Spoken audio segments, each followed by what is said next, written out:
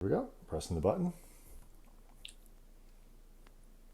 Hey everybody, welcome to tonight's late night happy hour here on ESPN Los Angeles. Brian Kamenetzky and Andy Kamenetzky, and I'm really having trouble balancing my phone today. Joined in the middle by Harrison Sanford, co-host of Inside the Green Room with Danny Green. A great podcast slash video cast slash just show that you can watch on YouTube. You can watch it on Spectrum Sportsnet. You can just watch it. It's great stuff. Lots of good guests. Who's on this week? We actually just taped something with JaVale McGee today, so looking forward to putting that out. We actually spoke with Mark Spears from the Undefeated as well. Excellent. Mark's a good dude. Mark's a good dude. I enjoyed it very much, and we'll probably put it out on Friday because I'll catch up with Danny tomorrow after the Clippers-Lakers game 4. Oh yeah, is there a game tomorrow? Yeah, just a tad bit. Yeah. Now, is JaVale on the show as a way of saying thank you for Danny taking over his vlog? Like, is this a little bit of payback, simpatico, that sort of thing? Yes. When Danny does a favor for a teammate, the ask is very easy. Yes. So you're gonna appear on my show. There you go. But JaVale actually popped on the show during the quarantine when we were first in the middle of this pandemic. We were first in this pandemic. And we weren't sure what was going to happen. He actually joined us, and he's spending time at home. So he double dipped, thankfully. Well, I mean, Andy, we were just talking about this, and so we'll just dive right into it because it is like truly our favorite thing. And I know there's a bit of a competing thing going on here because we love this from JaVale. Like, we love it. Oh, hey, didn't see you there. You caught me trimming my outdoor hedges, not my indoor hedges. That's what this is for. The Lawnmower 3.0 by Manscaped.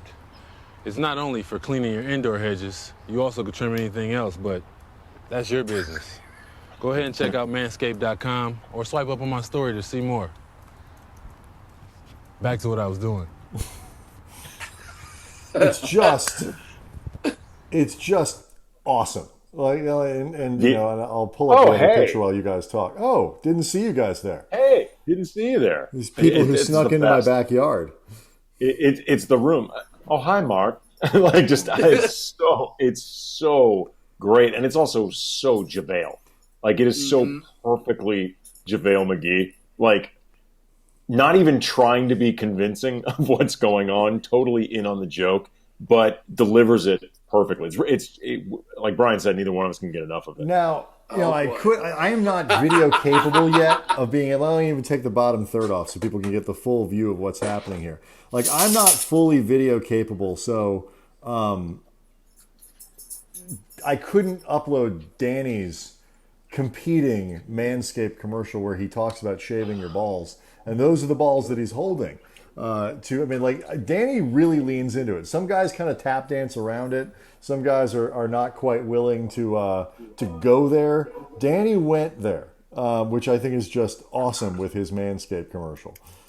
Oh, you gotta go there. I mean, that's the only. I mean, the product itself, it leans in towards that. I was actually at his house that night when he taped that, and I couldn't believe what was happening. But it made for a funny story. And we spent maybe about an hour trying to come up with something for it. We stopped at a sporting goods store. We picked up these lacrosse balls, and we picked up the blue balls. Like racquetballs, balls. Yeah. Yeah, because we all know what that might symbolize or two. So it was putting it together was fun, and then the whole scene when he's in the bathroom, and he's like, "Just a minute." So now you obviously you went tennis balls instead of racquetballs. You know, like with the whole blue balls thing. Did you side like that cross the line? Like, where is the line when you're making your Manscaped, testicle shaving commercial? Like, where is it? Well, I don't know. I mean, I don't know if there's a line to cross. I mean, it's a product that blatantly discusses shaving your pubic hair. So I don't know. We haven't seen it yet. I'm sure once the line is crossed, we'll all know, like, yeah, that wasn't it. Yeah, that was not tasteful. One of the things that I've enjoyed about it, too, is, like, the varying degrees to which, like, and it's been progressive because there's been, to the best of my knowledge, 3 Lakers who've done manscaping spots. It's Danny, it's JaVale, and it's Alex Caruso. Yep. Danny was the first, and Danny's just straight up like, yeah, shaving my nuts. That's what I'm doing. Shaving my balls. That's what this is. Shaving around that area, shaving the actual area. That's what the product is for. It's for shaving your balls if that's your thing. Then JaVale's kind of talking around. He's letting you know, like, there's indoor hedges, there's outdoor hedges. The metaphor for, up, down there, up here, whatever. But hey, if that's your thing. Then Caruso's mostly uses the manscaping for more conventional areas, like the inference being, I'm not a freak like Danny Green going around shaving my balls. Some of us don't do that, but it's cool. You can use a manscape. You can use a manscape for just the traditional, more conventional areas that we all talk about shaving, and not like a weirdo like Danny. It caught me off guard when I saw Alex using it under his chin. I was like, oh, you could actually. I guess you could use it there. But only if you only use it there. Like that, if that's sort of your primary purpose. You don't want to get into the crisscross in there. It just doesn't seem. I mean, let's be honest. Alex's spot. We like to put the guest in the middle. There we go. Alex's spot is the one that the white guy does. It's like we're a little nervous. We're a little more buttoned down. We're a little more nervous about decorum, whatever it might be. Alex was just a little more. I don't know. It's very funny. It's funny. Oh, it was funny. From my understanding, there will be new Manscaped commercials taped in the bubble. Oh, sure that is breaking news. I'm sure they'll have some creativity there. I mean, they got time together. There might be a joint ad. Who knows? But that is at least one piece of content I know that will be coming from the bubble. Yeah, I'm sure. When we get into some other topics, I might be able to tell you something else that's coming. As you said, Harrison, everybody has time right now. Like, they actually have enough time right now. If they wanted to, they could order liquor from vsliquor.com, which is headquartered out here, and just wait for it to eventually arrive in Orlando, because it's deliverable liquor. And the most convenient way to get your alcohol delivered to your door, I guess, unless you're in a bubble in Orlando, in which case it's actually terribly inconvenient. But if you're in the LA area, it's the best way to do it. One click on its way. And take notes now, Harrison. If you type sports in the checkout for your first order, that is 15% off. So you can go a little top shelf. Maybe you save that liquor for when you're celebrating a championship with Danny Green when he gets back, vsliquor.com. Yeah, and if you happen to be manscaping when they drop the liquor off, it's contactless. They knock, they leave it there. It's cool. Like, it's easy to do. So you don't have to stop whatever it is. What better? Honestly, that's sort of on you. You don't want to get interrupted while you're manscaping. Exactly, and more importantly, you don't want to answer the door. And neither does the guy the VS Liquor guy doesn't want that either. I don't mean to sound judgmental. He'll do his job, you do your job, and everyone meets at the end. It's fine. I don't mean to sound judgmental, but what freak show says, you know what, I just ordered my top shelf tequila, time to do a little manscaping? No, I don't think it's that. I think it's, I just ordered my top shelf tequila. Oh, bleep, I forgot to do my manscaping. There you go. I think that's more how it works. Oh, wait, so have you guys... By the way, they're not a sponsor of this show. This has been 10 minutes. Okay. No, we're just blatantly pandering to try to get them. Absolutely. There you go. Free advertising for the folks over at Manscaped. Not against that. Have we ever what? I was going to ask if you've ever I have not. dabbled. I have not. I'm not above it. I just never have. Okay. No, Andy, the question is whether or not you're below it, not above it. You see what I did there?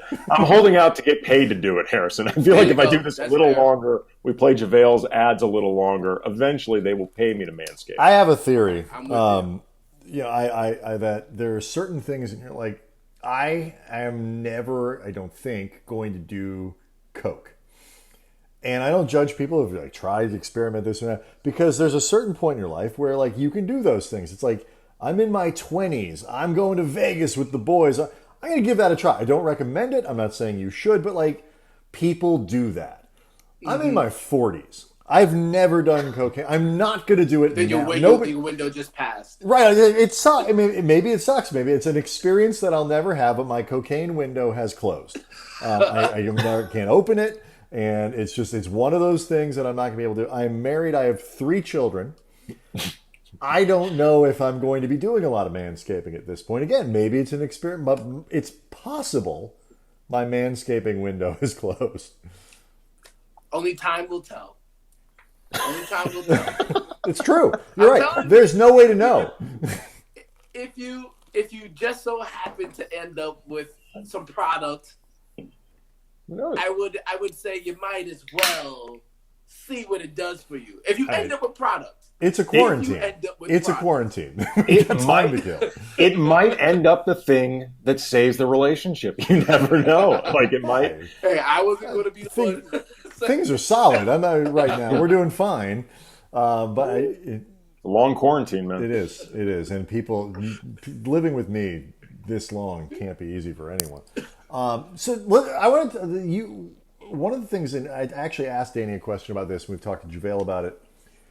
How did you get hooked into this? Because the phenomenon, not just of athletes using their podcasts, but just athlete-created content. Guys building this stuff out and kind of bypassing ESPN, bypassing Fox, bypassing these traditional. It has exploded over the last few years. So how did you get hooked into it? Well, my relationship with Danny goes back to high school. I kind of knew that I wasn't going to be a professional basketball player very early.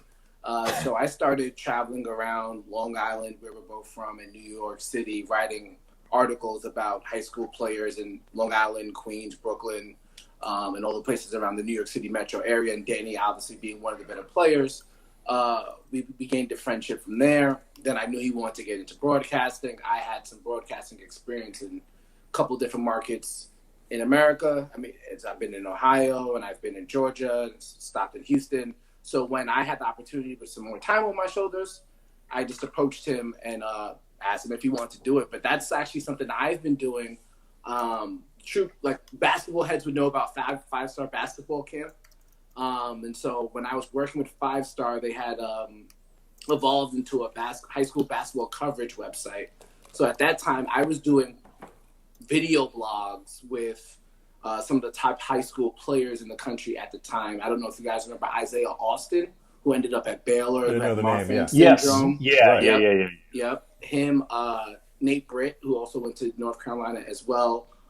There's a couple other guys who were, and Shabazz Muhammad. I'm sure you guys remember Shabazz Muhammad. Yeah. Yeah. So I would work with Shabazz and a couple other guys, and we would do a video. They would do a little video blog, and I'd edit it for them, and that was a part of what I kind of started doing when I got out of college. So I kind of been always in this athlete-centric media path for a while now, and obviously just knowing Danny for a while and having time in my schedule and him getting to the end or nearing the end of his career, it's time for him to get some reps. It made perfect sense. You're calling him old, basically, is what you're saying. Now that he's an old person. Well, I'm like 3-4 months older than him. No, 4 months older than him. So he's like half dead, according to you. In basketball terms, and Danny's the first to admit that he doesn't feel the same that he used to. So yeah, he's getting there, but he's got some more years. Frankly, he's approaching his manscaping window. There you go. The age that he's getting up to. What was he like in high school? Pretty much the same that he is now. He's the oldest of 3 brothers. Constantly shaving his pubic hair. Always doing that. From an early age. No, he was always the responsible one. You know, if there was a high school party that guys were going to, he was the guy who was driving everybody home. Mm-hmm. He was always about the work. He was very consistent in just showing appreciation for people around him.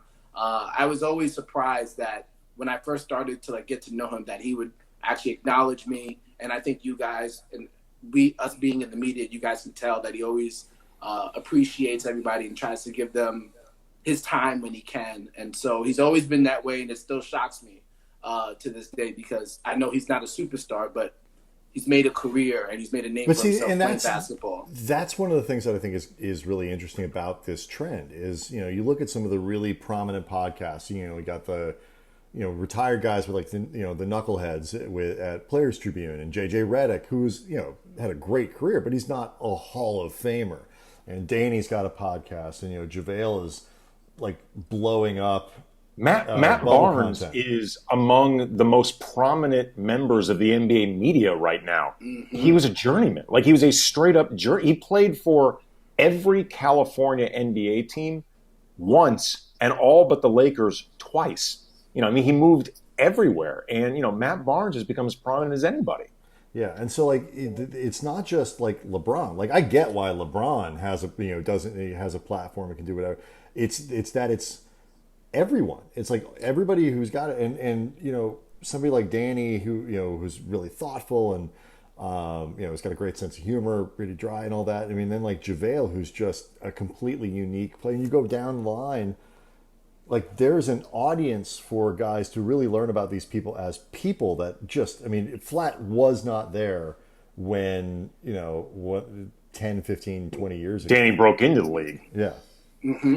Yeah, I think for Danny and a lot of guys around the league, I think they understand that they need to have a certain work ethic with it. So the guys who are prominent now in the podcasting game, the JJ Redicks of the world, they take it seriously. So I never feel when I tell Danny, hey, we need to put out an episode leading up to this game, or we need to put out an episode because we haven't put out one in a while. I never feel like I'm putting a burden on him because I think he understands the importance of reps, but the importance of continuing to be present and continuing to respect the field of journalism.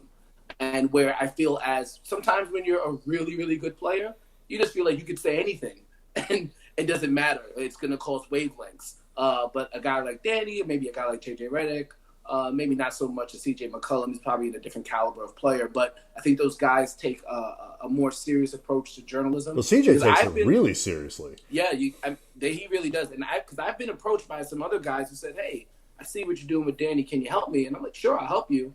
And then the interest fades real quick because they realize you actually have to work at it. You actually have to put some time in your schedule. You have to do the uncomfortable thing of asking other guys to come on the show, which is probably the thing that the players hate the most. I was just saying, it's uncomfortable asking guys to come on. How uncomfortable is it to ask them hard questions, though, too? And like, how much do you have to encourage athletes when you talk to them and work with them about these things? Like, no, you have to be legit about it. Yeah, that's continuing to be something that Danny and I continue to work on. Usually, I like to ask the hard questions, mm-hmm. and that usually works out well that way. Danny, sometimes he'll ask the hard questions, but I think, and I think Danny has learned, as long as you have a relationship with the person, and as long as you address what you're going to talk about beforehand, then any question is pretty much fair game, as long as it's not too outlandish. And I think players in general, they're going to continue to evolve and appreciate that level of question and guys being taken that side of it more seriously. But it is an evolving challenge. When I was speaking to JaVale in the episode that we'll put out shortly, he was discussing with us how it is for him to hear other former players criticize him as analysts and how it impacts him or how it could impact him. And so he has a perspective. Like I said to him, who do you want Danny to be when Danny becomes an analyst? Like, if you have a bad game, it's Danny's job to say, you had a bad game. And so everybody's kind of trying to find the balance of this now because players are now doing it while they're active as opposed to being former. I think, and I mean, obviously it's not an apples to apples comparison because, I talk about players and, my opinion of, how they played, whatever, but, I'm not their We're peer. also fairly sure they don't care what we think. Well, but I mean, they don't, I think they do care, but they don't care they might care about something we say, but I think it's different in terms of caring about what one of their peers may say. Absolutely. Yeah, totally. And, I mean, I've heard from players, it doesn't happen often, but, if nothing else, I've had players want me to send them something that I've written before, like a profile that I'm doing about them, like, that I know that they read it, that sort of thing. But I remember we had Byron Scott on the show, like, I don't know, maybe a month ago. And, when Byron was coaching the Lakers, Brian and I were pretty candid that we didn't think his approach with the young players worked. And for like the setup that he had for this team, we didn't think really was the right approach for a team that young, built that way, that also, in theory at least, he was looking to build that relationship to coach that young core for a while. And, we were critical of it. And, Byron knew this stuff, A, because, these guys hear everything, but B, he knew the questions that we'd ask him, before and after games and things like that. But our relationship with Byron was always really good. We always liked him a lot personally. And, since then, clearly it didn't bother him. He was on our show. But I think if you're not taking cheap shots, like in being critical, I think players and other people can respect it, even if they don't like it. If they can tell you're not coming at a place where you're just looking to take shots, really to build up your own name at their expense, then I think they don't mind it. They may not like it, but they don't like. At least they get it. They don't resent it. Mm-hmm. I mean, these are guys who get criticized from coaches left and right all day long, their entire careers. So I don't think they're above taking criticism, but I do think you do bring up a good point there. Sometimes it comes more demeaning, but sometimes it makes for good entertainment. So it's hard. It's hard. Sometimes somebody's got to take the bullet. Well, I mean, what's funny about it too, and this is something Brian and I've talked about a lot on air. Like there'd be times where I've thought Byron did something wrong, or Luke, or Phil Jackson, or like a player. I'm like, I don't know what they were thinking out there, or whatever. There is sometimes a point of absurdity where I'm like, I am criticizing the basketball decisions or basketball acumen of Byron Scott, 3-time NBA champion. I'm like, this is ridiculous. Harrison, you understand. Andy can't dribble. And I'm barely exaggerating when I say that Andy can't dribble. I mean, not my strong suit. Technically, he can. But it's like watching a grizzly bear try to do it. There's just this like... I don't have great hands. I do not have great... I'm not a terrible athlete, but I have pretty... as our we had the same football coach would have said, hands like feet. Yes. he's got like, there's been a couple of times where I've been on a panel with like an NBA player, and he'll say something and I'm disagreeing, and in my head I'm like, what are you doing? Like, how can you possibly tell him he's wrong? But what's funny is like, Harrison, I didn't mean to cut you off, but like, and I see this a little bit in your interview with JR that was up from last week. Sometimes guys, and I see that dynamic that you were talking about, where sometimes maybe you ask the questions a little bit tougher, especially now that they're teammates. But like sometimes guys, and I've heard it with JJ Redick's podcast, and I hear it on the Knuckleheads, they forget that because they're so comfortable talking to another athlete, a guy who gets it. Sometimes I think they forget that they're talking in a thing that we all get to hear it eventually. So there's a level of comfort there. I mean. Have you noticed that sort of thing with that dynamic where sometimes I wonder if you almost get more? Yeah, no, I think there are definitely instances where you do get more because of that comfort level. And that's something that somebody you can't replicate unless you're on the court with the guys, unless you've gone out to multiple dinners or you saw them, have a personal moment in the locker room. It's just something that we can't replicate, and they know they speak the language. Right. So it's just something that I believe. Yeah. I believe these player podcasts are so great for the fans. Like for example, last year when we were in Toronto, Danny and I were doing the podcast, and Serge Ibaka was doing this. How hungry are you? Where you have the teammates in there eat ridiculous things like cow testicles, but in the midst of eating cow testicles, you'd learn about a guy's background and things of that nature. And because these guys are open with each other, I think fans, all of a sudden, they're not just rooting for number 43. They're rooting for the guy who struggled through a single-family home, who loved this subject in school and went in the first round of the draft and didn't know if he'd make it. And then they're rooting for this guy who came from the middle of America and didn't think he was even going to make it, get a D1 scholarship. And because of these podcasts and having these players open up, I'm so envious as a fan because I used to be a fan of a team in New York that was in my childhood, and then I kind of cut them off as soon as they made the Porzingis trade. But it took you that long. You held out that long. I like to say I'm loyal, but loyalty has has a ceiling. But no, I wish when I was a really You'll never get that time back, Harrison. No, I know, I'm aware. But if I was a young, exuberant fan of a team, the idea that I could learn about these guys and not just what's fed to me through the team's social media channel, but I could get it from the actual players themselves. As a fan, they're getting so much more now to really start to not just appreciate the brand, but appreciate the players who are representing the brand. And I think that's a welcome addition now to this media circle. It's like if you haven't had a chance to, what people can watch out for the episode with JaVale, which I'm sure will be awesome. But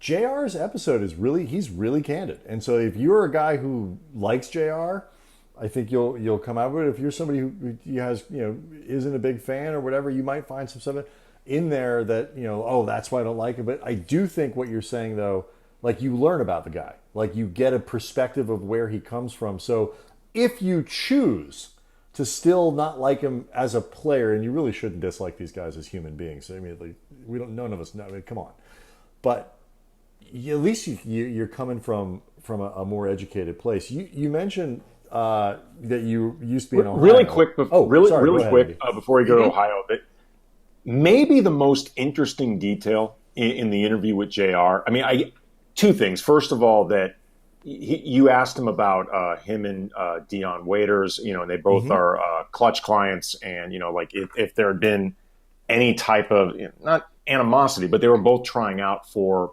one spot that Dion Waiters got right before the season was suspended, and then eventually JR ended up getting a spot when Avery opted out, and JR said no, and he was happy for Dion. They didn't really know each other before that, but in talking about perceptions of both of them, I thought it was very mature of JR to say, look, I've had certain baggage that I brought on myself. Like I've had issues off the court that if people are going to judge me on, they can or they can't. But either way, like that's at least something that happened, as opposed to I think the way he was putting it with Dion, there really wasn't much there. The other thing though that I thought this blew my mind, JR to stay in shape bought a bicycle that cost $11,000. I didn't know an $11,000 bike existed. Oh, you could spend more than that if you want. I had no idea. Expensive.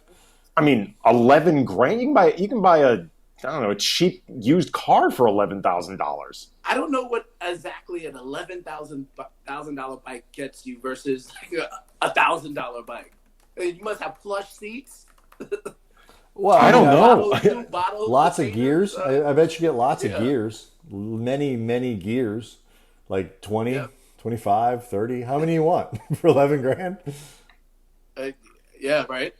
No, it's I think that the level that he's come back in terms of being in shape, it has to be impressive to anybody. Obviously, nobody's going to be in playing game shape, but for him to show that dedication to come to LA and leave his family so that he could just work out here for that amount of time and to go through moments of depression really shows his dedication. I actually spoke to his high school AAU coach before I spoke to him, and I think everybody was taken aback that he even admitted that he's going through depression or admitted that he was struggling with this, because JR is somebody who's always loved to play basketball, but I think the humbling nature of what happened to him really hits you in the face, and you don't realize what you miss until it's gone.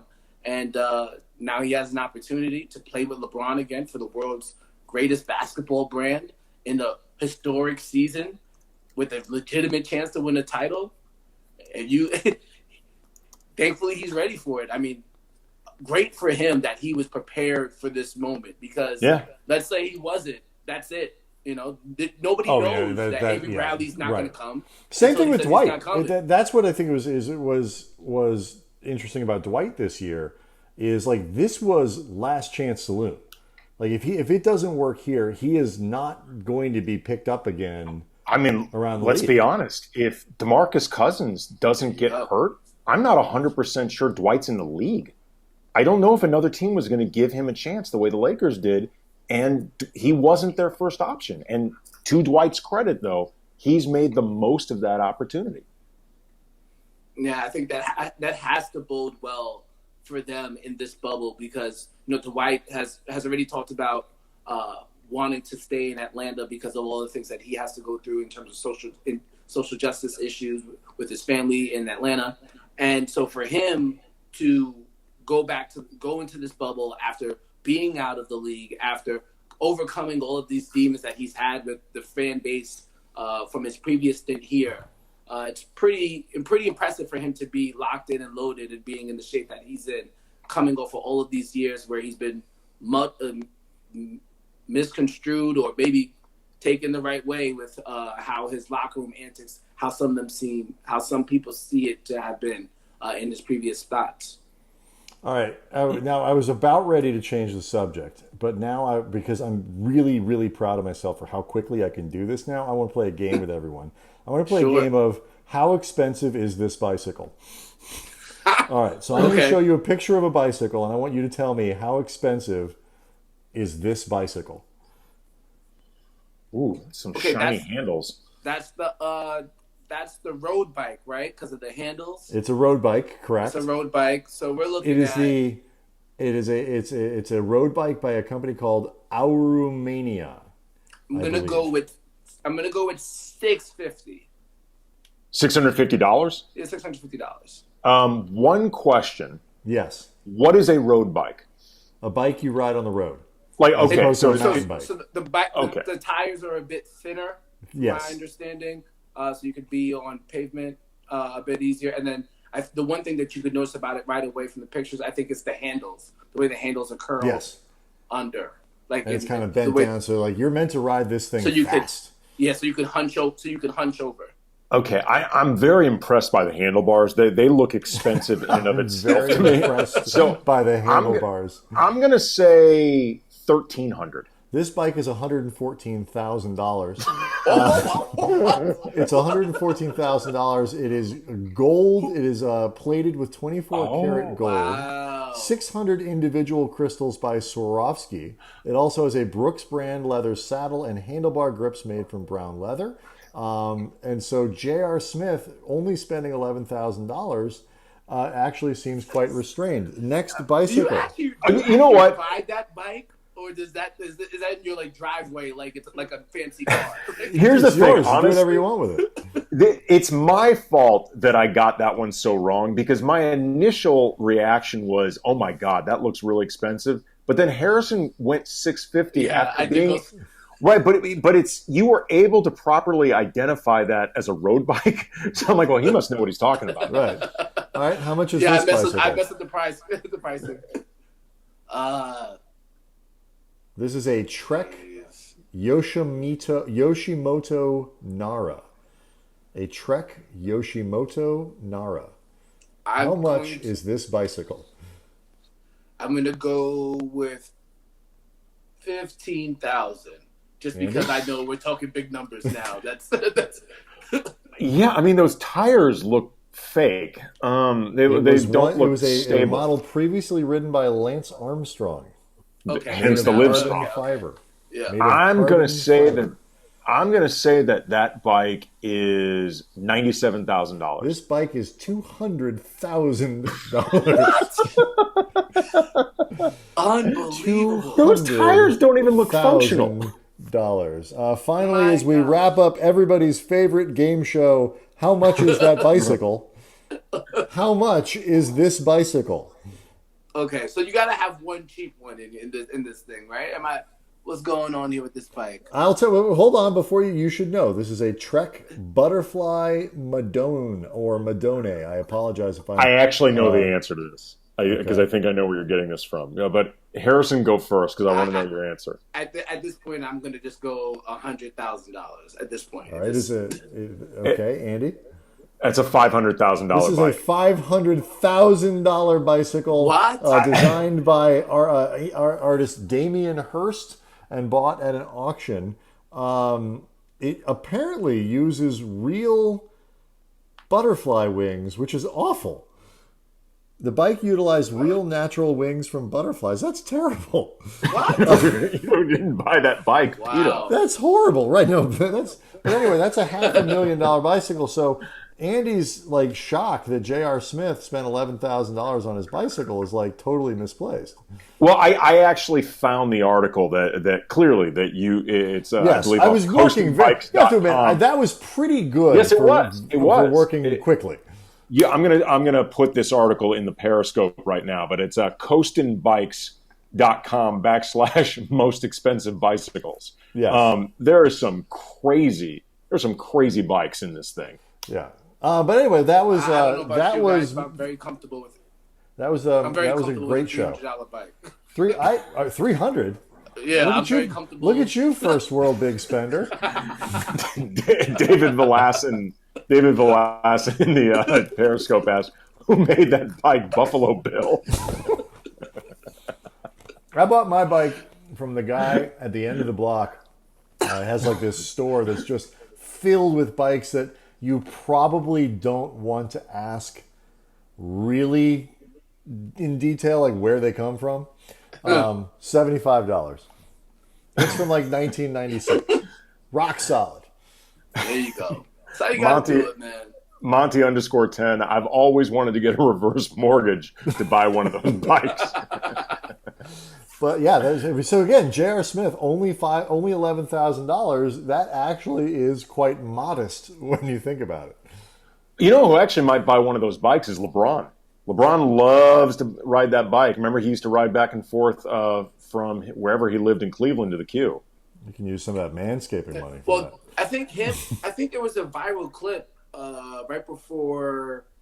I think this is right before the protests and the social justice protests started happening. I think there was a clip of JR, Anthony Davis, and LeBron biking down, I think it was Sunset Boulevard on a Saturday morning one day. I know Sunset had some of those protests. Yeah, I think it was. It wasn't related to the protest, but I think it was like the week. It was like the time frame right before. Okay. Everything's a little bit hazy once the whole protest thing happened for a while. Obviously, still going on now, but that was just a whole different. Well, I mean, also, I frame. mean, I was going to say, it feels like everything that happened, once the world stopped, it feels like every day is both a blur and a crawl. Like, it feels like this is all like 6 years ago, yet the days are going by quickly at the same time in a weird way because they all just sort of blend together into one big day. I can't believe we're in August. We're pretty much in August. Yeah. Well, my wife and I were talking about this today. Like, March took 6 years. April took about 8 years. May about the same. June and July have flown by. Yep. Like, really quick. Yep. Yeah, I feel the same way. It's been things have picked up a little bit here. Obviously, because more people are outside and doing things, but it's still I'm sure when we look back at it, we're going to be like, what was that? What that whole time period? We're in a history book right now for sure. Well, I'm ready for the next chapter. I don't need to be. Sure. I'm done. I'm done with that. All right. So we were about to get before we were sidetracked for what was totally worth it with that whole bike thing. You were actually around and with LeBron and covered, in Ohio. Like, you've seen now, like, both stages of this with his career. What's different? Because obviously the talent's still there, but what's different? Do you want to talk about gameplay, or do you want to talk about Whatever you tell me. Okay, I would say, and I think a lot of people going into the season anticipated that there would be some sense of drama. I think LeBron and Rob Pelinka had talked about LeBron's influence on the roster making, and I can't say this for sure, but if you look at the roster that LeBron is playing with now, there's a lot of mature guys who are playing roles on this team, and you have the Danny Greens of the world, you have the JaVale McGee who's won 2 titles, and then you have a bunch of guys on Clutch who I'm sure LeBron has a relationship already. You have Dwight Howard here. And so I think that has played a factor. And if you guys remember back in Cleveland, there was a lot of drama coming out of Cleveland. I remember LeBron had that phase where he was making passive aggressive comments about certain players on the team.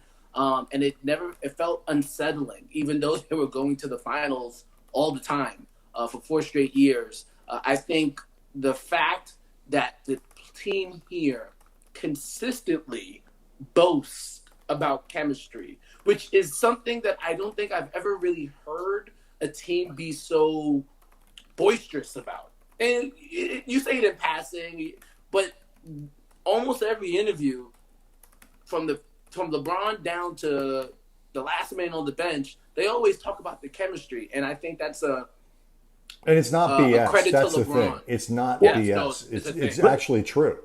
Yeah, I mean, this is something Brian and I have talked about, written about a lot, over the course of the season, about how this team from the jump has been really connected in a way that either they are exceptional actors or this is not faked.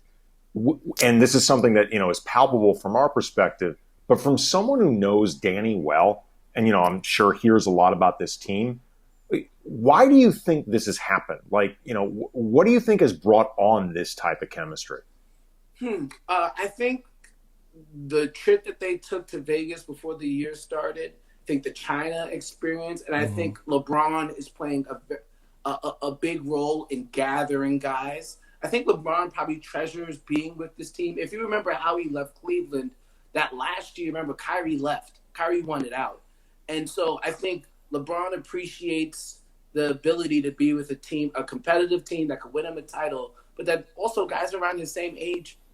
There's a number of guys there who are around his same age. If they're not the same age, they're all pretty much tied to clutch. So I think from that standpoint, Danny says LeBron is always jovial and it makes a lot of jokes in the group chat. And let's face it, LeBron, as great as he is, he's probably recognized he doesn't have too long. So why not enjoy the process? And if you could enjoy it on the way to winning the title, even better. So I think LeBron, it's another. We always knew LeBron was mature, but I think he's shown another level of maturity now, being in the spotlight with the Lakers and embracing his teammates more than he has than maybe the last year or two in Cleveland when things were a bit. Well, I mean, it was definitely more than last year. I mean, I can say this as somebody who covered that team. LeBron was very outwardly disconnected, and from the moment he got here, he seemed that way. I think it was easy. It's easy for somebody to say, and kind of, like LeBron is a smart guy. I mean, obviously, really smart guy, and understood intellectually what last year needed to be and how it was going to be hard. And look, we're not going to win a title. We're not going to, it's progress. It's step A on the way to B, C, D, E, and so on. And I think he's like, okay, I can do this. But then doing it is a lot harder. And the frustration, I think, that comes in. And we saw this with Kobe. It was, even when Kobe knew that he was with the team, he had to be patient. And it was like, it's going to take a minute.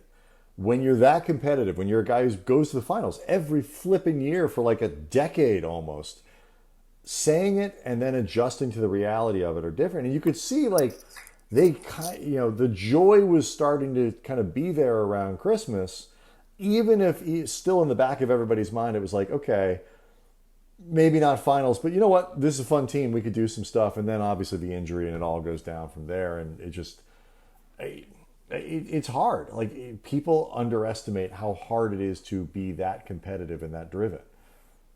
And an interesting thing, if you look at the way that LeBron is playing versus how he had to play in Cleveland versus how he had to play in Miami, he is relying on his teammates to enhance what he's bringing on the court in terms of playmaking. LeBron's playmaking responsibilities have never been this heavy in his career. No, he had Dwayne Wade in Miami. He had Kyrie Irving in Cleveland. Here in LA right now with this specific team, he has to create so much. And so it would behoove him not to ingratiate himself with his teammates because they have to make those threes. They have to run the court so you can do those pitch aheads. and all other types of play sets that they're running that require LeBron to be the great playmaker that he is. Yeah, I mean, this team is, I mean, frankly, at times scarily dependent on LeBron, like offensively, in terms of that offense functioning. Like we've seen periods, a lot of periods throughout this season where when LeBron steps off the court, even if it's for a few minutes and, 90 seconds, things can fall apart in a hurry because it's really designed for LeBron to run it. Like specifically LeBron do it. So when you have a guy like Anthony Davis as the focal point, as great as, AD is, top 5 player this year. He's going to be first team All NBA, and he can make plays, but he doesn't make plays in the exact same orchestrating from anywhere on the floor, that type of control over a game like LeBron. And, and Rajon Rondo is like a traditional playmaker, but he's frankly well past the point of where he can dictate a game. None of those guys can put up 30 while they can run a floor like Magic Johnson. Right. Exactly. I mean, what LeBron's doing is pretty unprecedented. Like in terms of putting up this type of production this far into your career. Like if you look at where LeBron is on the all-time minutes, it's insane. Like what's still being asked of him, what he's still delivering. So to your point, Harrison, he needs these guys to feel connected. Like he needs these guys to all be on that same page. And, the deeper you can make that page feel that you're all on, in so many different facets, the better it's going to be, I think, on the court. And also, too, I think he genuinely likes this group. And this group, for whatever reason, the personalities really all click because it happened really fast. Yeah, no, it was surprising. I know it's interesting because Danny has spent so much time in San Antonio, and then he had a great experience in Toronto, and he flat out said it's the best team chemistry I've ever seen. We go out together, do everything together. And Danny, you played in San Antonio, and you're pretty successful there. You won pretty much all the time, and you had teammates from all over the world. He's like, no, that was great. And then Toronto, what about that? It's fun, new experience, great city. You won a title. He's like, no, I loved it. But the chemistry here for this team has been unparalleled. I mean, I think another thing, and this is unfortunate that DeMarcus is not with the team, but obviously DeMarcus Cousins, Rondo, and Anthony Davis, they had the level of chemistry that they had together in New Orleans. So I'm sure they brought that over. I mean, there's so much. There's that carryover. There's Danny and LeBron having played together before in 2010, and I know obviously Danny was talking to LeBron as free agency was kind of figuring itself out. So you have that factor. I mean, there's a lot of things that played into it, but it still came together. I was just about to say, Danny in particular being on this team it's a fascinating little wrinkle, just in the sense that the Lakers lucked out in the sense that Danny specifically played for Toronto. And he specifically was waiting on Kawhi's decision, like openly waiting for it. He was saying, he wasn't making any secret about this. If Danny had not played specifically for Toronto, if he had not been, if he hadn't been on any other team, the Lakers likely wouldn't have gotten him because the Lakers were waiting for Kawhi. And, understandably, Kawhi is top 5 player in the league. If you have the opportunity to team him up with LeBron and AD, you do it. But if Danny had not been specific on Toronto, there's no way he would have waited that long. I mean, I know Dallas Danny's been open that Dallas was interested. Right. No, I just that little. Go ahead. I was just going to say that little wrinkle, that little twist of fate brought Danny here, and it's specifically just this offseason. Yeah, no, it was a unique circumstance. I thought there was multiple times Danny was going to pull the trigger for Dallas because going into, after winning a championship, the last thing you want to do is wait around and not have any assurances what's going to happen. But no, it is a good twist of fate, and there's a lot of carryover when you think about who's on the Clippers and who's on the Lakers. I mean, you have Coach Lou who's still on coaching for the Clippers on the bench, so that's going to be interesting with him knowing LeBron. But then you got Phil Handy, who also came from Toronto as well after coaching Kawhi last year and spending extensive time with him and helping him with his handle and how he works with his dribble. Now he's back with LeBron in LA. So it's a lot of carryover from Toronto to now this LA matchup, which obviously we all hope we get at some point during the playoffs. You get you have a view of Toronto, not to jump across conferences, but you have a view of Toronto and understanding that a lot of people don't. How dangerous are they, without Kawhi? They are really, really good. So last year, I think just because they're not in America, we don't talk about them a lot. And I really wish basketball fans would, just because they are really that good. I think as Americans, we don't really pay attention to other countries, period, Harrison. Yeah. Like they're not our business. It's unfortunate because they can play some pretty damn good basketball. But yes, they can. The thing that's impressive about them, and it still reigns true now, and last year it was evident as well, at all times, they could put 5 players on the floor that could all hit threes, and none of those players on the floor you want to attack defensively. There's no – we're not saying that Pascal Siakam is Anthony Davis, but you're not going to attack Pascal Siakam. He's on a weak spot. He's going to hit threes. Sure. There you go. So they just have – at all times they could put 5 players on the floor that can hit threes and play defense. And then the thing that I like about them the most is Nick Nurse, who's my opinion, head coach of the year, because he's so willing to try things and he gets buy-in from the players. They pull out a box and one. What were they down? 30 points or something, like 27 points to the Mavericks earlier this year in the third quarter. Yeah. Came all the way back because they were doing a 1-2-2 full court press. What? The teams don't do that in the NBA, but they have a head coach who's willing to do it. They have players who buy in, and the players have the requisite skills, and now they have experience. Obviously, the thing that's going to hurt them is the ability to isolation score, and I don't know where Pascal is in that ability. He's a great transition scorer, and Kyle Lowry is a very heady player, and they have a number of players who could break it down, score, have a big man like Serge Ibaka, Marcus Gasol is going to stand at 3-point line, spread out the floor, and it's going to be very difficult to guard them, and they'll be sound. But I don't know if they could score in the isolation in the half court, which I feel like, and maybe you guys can give your opinion on this, there's going to be a lot more of that with no fans in the crowd. I feel like there's going to be a lot of possessions that lose momentum, and you end up in a little – it's an interesting one-on-one isolation at the elbow. Yeah, I mean, and playoff basketball lends itself to that. We had a discussion last night with Darius Soriano of Four and Blue and Gold, just kind of talking through all this. There's so many little intangible things like that. Like, what does the lack of a crowd mean for Kyle Kuzma, who doesn't, first playoff experience, doesn't have to have the hostile crowd, also doesn't get hyped up by the home crowd. Frank Vogel pointed that out. There's LeBron not having to travel. There's little stuff like that. And God, I don't know. It's another one that I haven't thought of, though. Like, I feel like everything about this tournament is based in intangibles to some degree because I never thought about it, though, like the way it actually affects the plays themselves. That's a really interesting observation. Yeah, it's going to feel like some of these games are going to feel like pickup runs in the summer gym, but they're like for money or something like that. Well, it kind of is for money. Oh, they're definitely for money.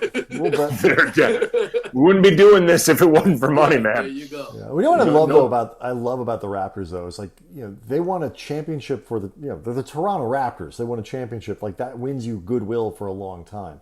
Masai Ujiri could have said, like, we need to tear it down and rebuild it. Like, we can see where this is going. And they didn't. They're like, you know what? We owe it to our team. We owe it to our fans. And by the way, the guys we have left over are pretty good. Like, this is it's not like you take Kawhi away from this team and Danny, and all of a sudden, like, they're a 35-win team. So, like, they had confidence in what they could do, and they felt like almost like they owed the city a chance to let these guys go defend the title. Yeah, I remember being in Toronto when the Kawhi news came out, and they were heartbroken. Because, hold on, you just won a championship in the city that treated you like a king.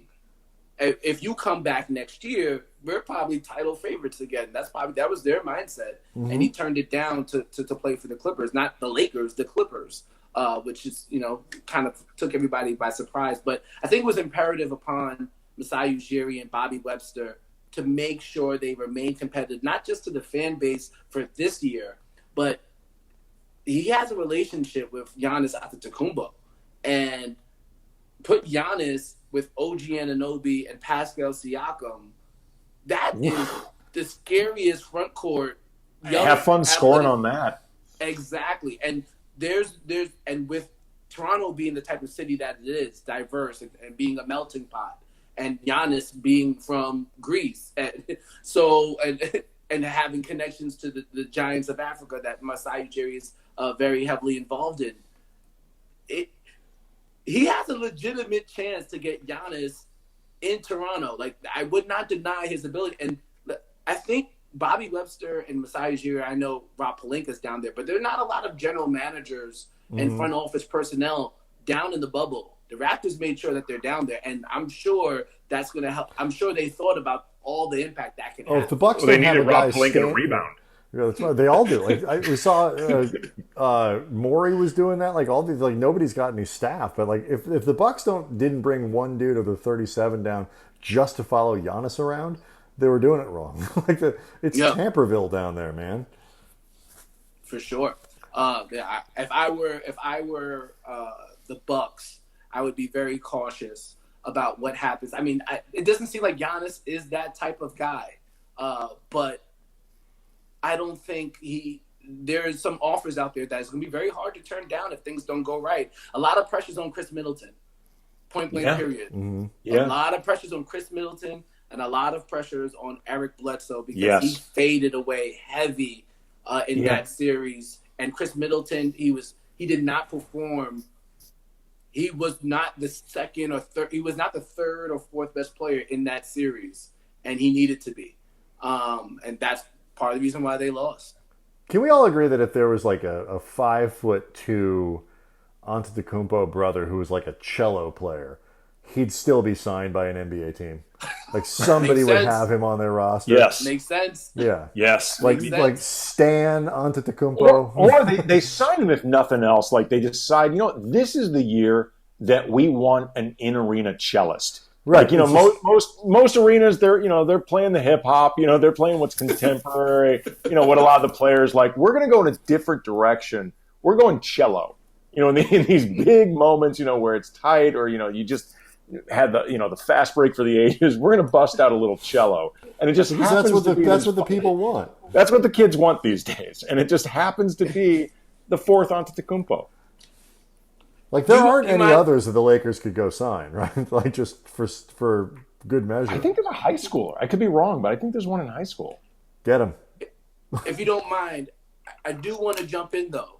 I know we just talked about the Raptors. I do think the Sixers are very scary too. I'm glad. Okay, good. Go ahead. And the Heat. Because of Ben Simmons, Al Horford, Joel Embiid, and then if you look at the Heat, if you look at Bam Adebayo and a little bit Jimmy Butler, those are players that are uniquely qualified to guard Giannis. And you saw what happened last year.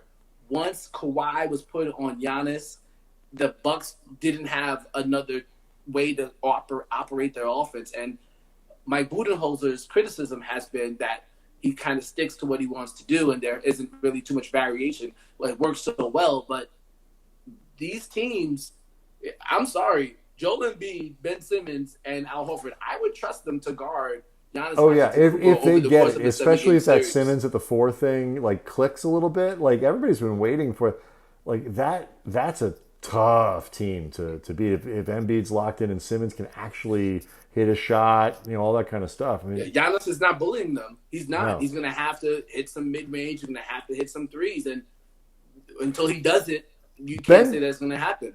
You guys both answer this question. Ben Simmons with a jump shot is a top blank player. Top 6. Yeah.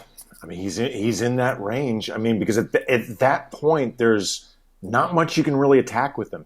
I mean, like, he doesn't even have to be, like, a sniper. No. He just needs to be respectable. Right. He needs to be somebody that if he puts up that shot, you care.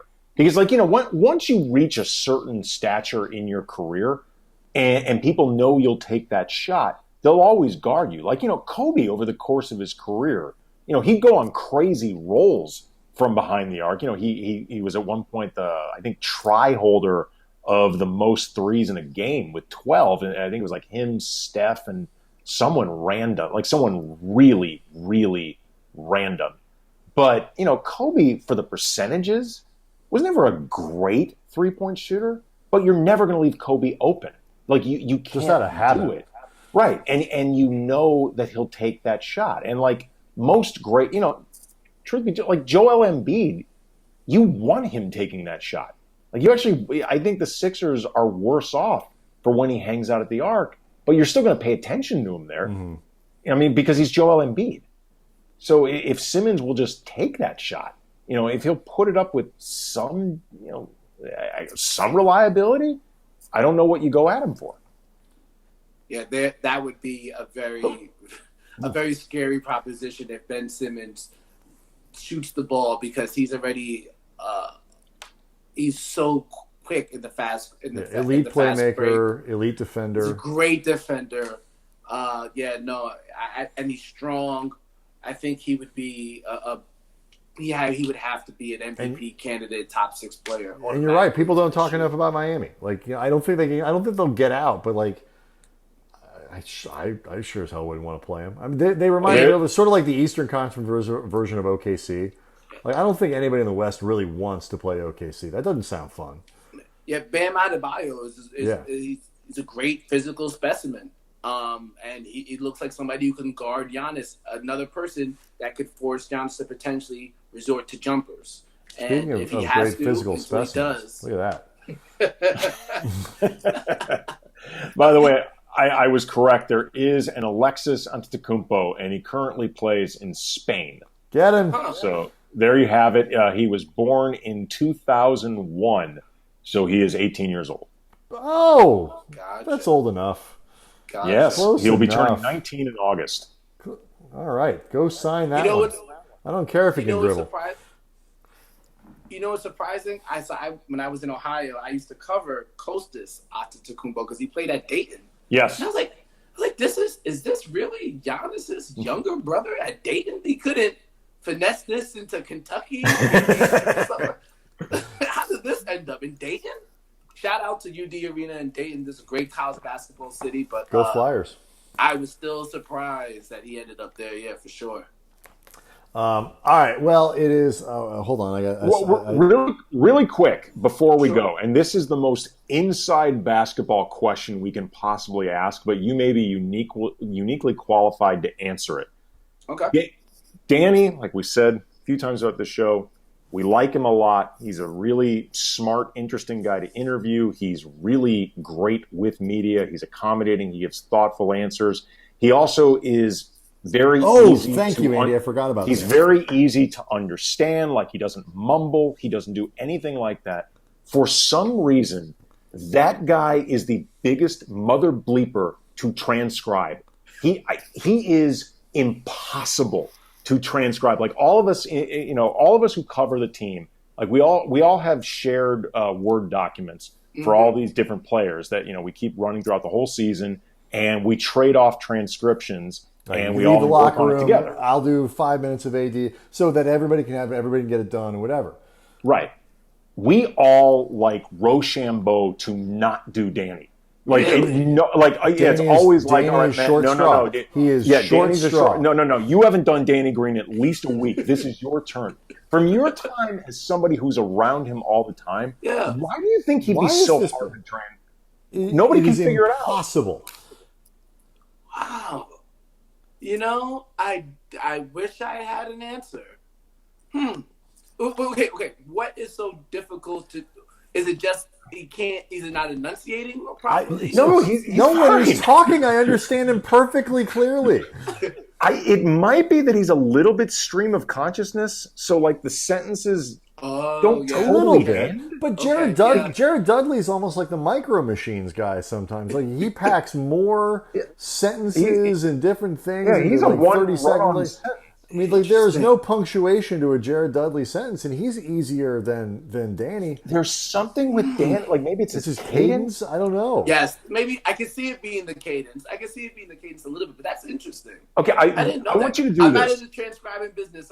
Okay, well, I was going to say but you used to be because you're a journalist. You did all that. then the next time you do something with Danny, whether it's inside the green room, whatever, I want you to record it. Try to transcribe it and let us know if you notice this. Okay. Because I'm telling you, it's like all of us are like... It's damn near what the impossible. It heck, takes 20 minutes longer than it should. It's very frustrating. This is illuminating. Yeah, Okay. now you know. And the Again, good news great about dude, that, we like him. Yeah. Asking that question too. To finish our stories. Asking that question too gave me enough time to download this, the new art for Inside the Green Room podcast with Danny Green and Harrison Sanford. You can find on, they post it on YouTube. You see it on Spectrum Sportsnet. It's wherever you get your podcasts. It's important that, by the way, we have Harrison, two friends named Harrison. It's Harrison Fagan right there. Yep. Shout out to Mr. Fagan. Yeah, and so we have you. But anyway, he was a really good sport about us posting all those giraffe photos when we had him on. He's a good man. Yeah, it's a great show. You guys do a great job with all the guests, and you constantly have a stream of really interesting people coming through. Absolutely worth a listen, and we'll all keep an eye out for the new episode with JaVale. Thanks so much for coming on, man. We really appreciate it.